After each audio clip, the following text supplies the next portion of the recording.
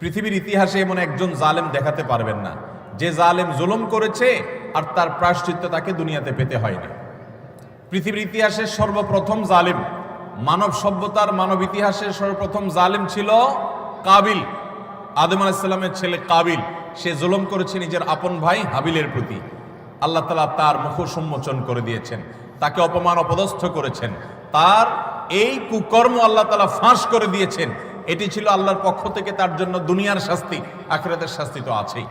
পৃথিবীর ইতিহাসে বহু জালেম গিয়েছে, নমরুদ জুলুম করেছে, আবু জাহাল জুলুম করেছে, উতবা সাহেবা জুলুম করেছে, অনেক পরাশক্তি জুলুম করেছে। আল্লাহ তাআলা তাদের প্রত্যেককে অপদস্থ করেছেন, অপমান করেছেন, তাদের মুখ সম্মোচন করেছেন, তাদের শাস্তি দিয়েছেন। তবে আল্লাহ ছাড় দেন। আল্লাহ বলেছেন ইন্নামা নুমলি লাহুম, আমি ছাড় দিয়ে রাখি।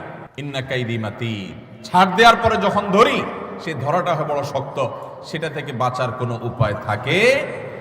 জুলুম এমন অপরাধ, কোন মুসলমান যদি কোনো হিন্দুর প্রতি জুলুম করে, কোন নামাজি মানুষ যদি কোনো বেনামাজের প্রতি জুলুম করে, কোন ধার্মিক মানুষ যদি কোনো অধার্মিক মানুষের প্রতি জুলুম করে, তারপরও আল্লাহ তাআলার সাহায্য ওই মাজলুমের প্রতি থাকে, হোক সে অমুসলিম, হোক সে অন্য ধর্মের মানুষ। কারণ জুলুমকে আল্লাহ কখনো সহ্য করেন